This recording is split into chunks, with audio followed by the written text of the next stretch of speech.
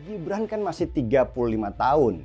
Sedangkan usia yang dibolehkan oleh Undang-Undang Pemilu kan minimal 40 tahun. Gampang kata mereka.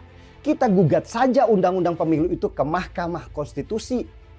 Denny Siregar bongkar rencana busuk upaya hancurkan keluarga Jokowi.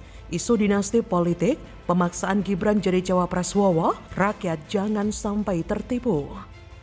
Pernyataan Profesor Mahfud MD itu jelas. Menurutnya, sejak jauh-jauh hari, mestinya Mahkamah Konstitusi sudah menolak permohonan tersebut. Soalnya, permohonan tersebut di luar wewenang keputusan Mahkamah Konstitusi.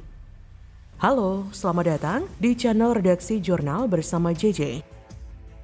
Pegiat media sosial Denny Siregar baru-baru ini mewanti-wanti rakyat dengan gaya politik licik yang mana ingin menjebak keluarga Presiden Joko Widodo. Lewat akun Twitter pribadinya, Denny menyebutkan masih sangat percaya bahwa Presiden Jokowi tidak akan terpengaruh oleh jebakan Batman yang disiapkan mantan lawan besarnya untuk merusak nama baiknya. Menurut Denny, apapun yang ia sampaikan itu adalah sebuah kegelisahan, bukan keraguan. Diketahui mantan lawan besar Presiden Jokowi adalah Prabowo Subianto. 2 kali Pilpres, Jokowi dan Prabowo berhadap-hadapan namun dimenangkan oleh Jokowi. Bahkan Denny Siregar juga membagikan sebuah video yang memperlihatkan upaya-upaya Prabowo ingin menjebak keluarga Jokowi. Salah satunya dengan membuat persepsi putra Presiden Jokowi yaitu Gibran Rakabuming Raka menjadi wakil Prabowo di Pilpres 2024. Dalam video yang diunggah oleh Denny Siregar memperlihatkan ratusan kaos yang berada di dalam sak bertuliskan Prabowo Gibran yang ada di pinggir jalan dan sedang dibagi-bagikan. Dalam narasi cuitannya, Denny Siregar juga mengatakan bahwa jebakan-jebakan seperti ini biasa menjelang Pilpres. Bahkan dulu kata Denny, ada orang yang bawa-bawa karung berisikan peluru senpi. Sudah tahu kan siapa itu? Ya tentu saja, si Zong kader Gerindra. Bukan hanya kaos, terlihat dalam video yang juga direpost oleh Denny Siregar, ada beberapa orang yang menyebarkan selebaran majalah di jalan-jalan yang memperlihatkan gambar Jokowi, Bobi Nasution, dan Gibran dalam satu frame dengan tulisan dinasti politik yang seolah-olah ingin menjebak bahwasanya keluarga Jokowi sedang melakukan upaya dinasti politik. Apa yang disampaikan Denny Siregar merupakan salah satu upaya sedang mewanti-wanti rakyat Indonesia bahwa Jokowi dan keluarga sedang dijebak, sedang berusaha di-downgrade melalui isu dinasti politik. Kubu sebelah sepertinya seakan mau maksa Gibran jadi cawapres, tapi sekaligus mau menghancurkan kepercayaan publik pada keluarga Presiden Jokowi. Maka dari itu, kita sebagai rakyat waras wajib hati-hati. Gibran juga menyebut Prabowo Subianto sudah berkali-kali menyatakan keinginan untuk menjadikannya sebagai bacawa pres. Hal itu dikatakannya merespon rencana Prabowo yang akan membawa nama Gibran dalam musyawarah koalisi. Gibran mengaku telah menyampaikan ke Prabowo bahwa usianya belum cukup untuk menjadi cawapres. Gibran pun mengaku sudah berkali-kali menyampaikan ke Prabowo bahwa usianya belum cukup untuk menjadi cawapres sesuai dengan undang-undang yang berlaku. Strategi politik yang Prabowo mainkan selama ini ternyata tidak sepenuhnya mampu mempengaruhi rakyat untuk memilihnya pada Pilpres lalu untuk menjadi pemimpin mereka 5 tahun ke depan. Dan dengan strategi busuk itu pula, ia harus kembali bertekuk lutut di hadapan Jokowi. Mimpi Prabowo untuk jadi orang nomor 1 di negeri ini sepertinya akan kembali buyar.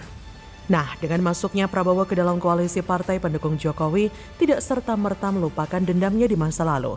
Dendam politik itu menurut saya masih berapi-api dan bahkan masih berkobar-kobar di dalam hati Prabowo yang terdalam. Hanya saja ia berusaha menyembunyikan kebencian dan kejengkelannya itu. Sebab Prabowo bukanlah seorang politikus berhati merpati. Ia bukan pula pribadi yang tulus dan ikhlas. Ia seorang politikus yang ambisius. Bahkan demi ambisinya ia rela melakukan apa saja. Kenapa Prabowo tega menghabisi nyawa para aktivis reformasi tahun 97-98 lalu? Semata-mata demi ambisi besarnya menggantikan posisi Soeharto, si mantan mertuanya. Ia akhirnya memilih bergabung dengan pemerintahan Jokowi karena ia sudah hampir kehabisan cara untuk menggapai keinginannya sebagai pemimpin bangsa. Maka, satu-satunya upaya untuk mewujudkannya adalah dengan mencoba merangkul lawan. Dari dalam ia akan dengan bebas menyusun strategi. Ia akan mendapatkan bonus pula, yaitu promosi gratis dengan mendompleng Jokowi. Itulah yang saat ini Prabowo lakukan. menyusun strategi dengan matang.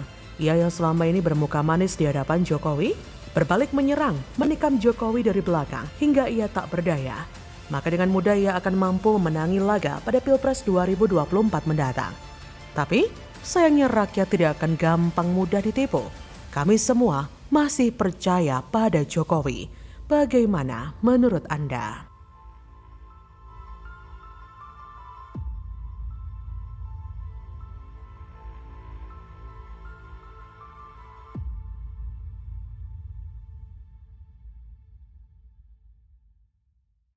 Jadi kalau calon presiden itu harus sejahtera suami istri.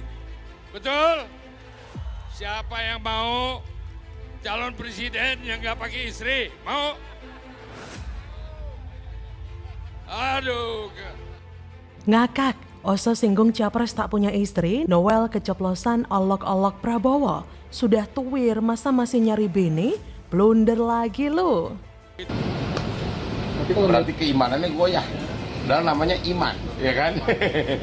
Immanuel ini namanya dipertanyakan, namanya iman tapi keimanannya goyah di dalam mendukung seseorang gitu.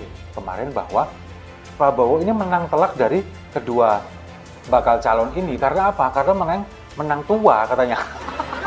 Sementara Anies dan Ganjar ini disuruh cari pengalaman dulu. Iya, pengalaman kalah. Halo, selamat datang di channel Redaksi Jurnal bersama JJ. Ketua Umum Partai Hanura, Osman Sabtaodang alias Oso, sempat menyinggung soal baca pres yang tidak memiliki istri.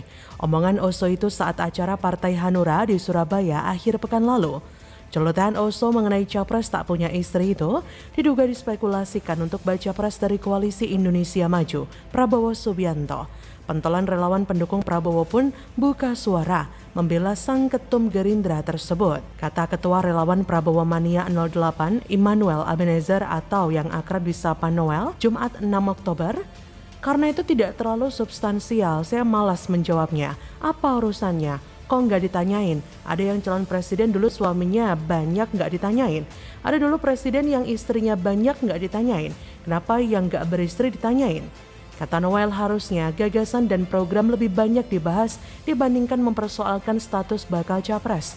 Terlebih Prabowo, kata dia, sudah tua sehingga tidak perlu lagi mencari istri untuk dipamerkan jelang Pilpres 2024. Kata Noel, saya rasa tidak ada relevansinya soal Pilpres 2024 nanti. Kita mau bicara tentang gagasan dan program. Lagian Pak Prabowo kan sudah tuwir, masa masih nyari bini? Kata Noel. Waduh, loh. Gak bahaya toh Pak Noel?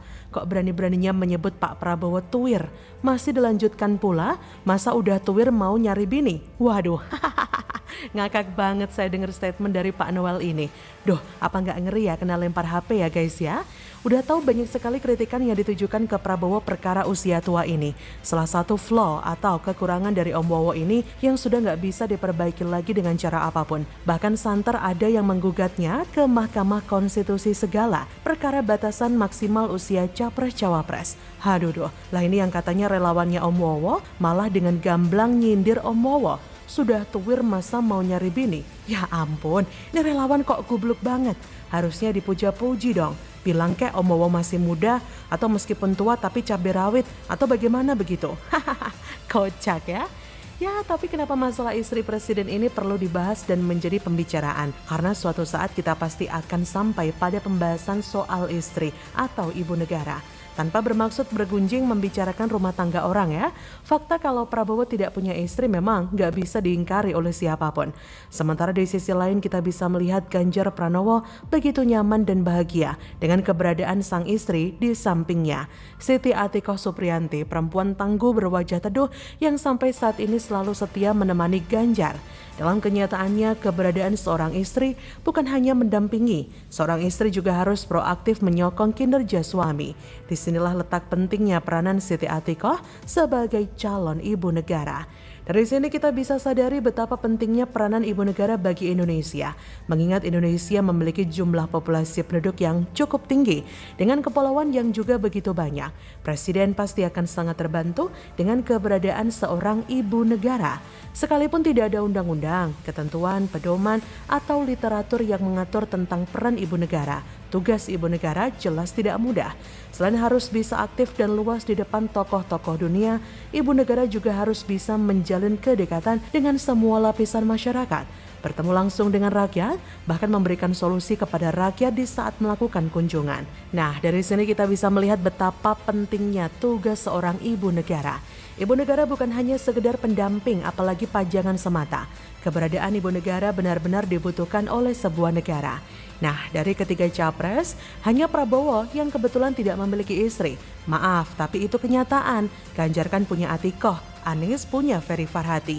Jadi ya saya cuma mau bilang, hati-hati loh Om Noel. Ini Abu Janda aja udah tiba-tiba lenyap dari sosial media. Ini kok malah nyindir Om Wowo Tuwir? Hahaha, kocak. Waspada aja deh Om. Jadi bagaimana menurut Anda?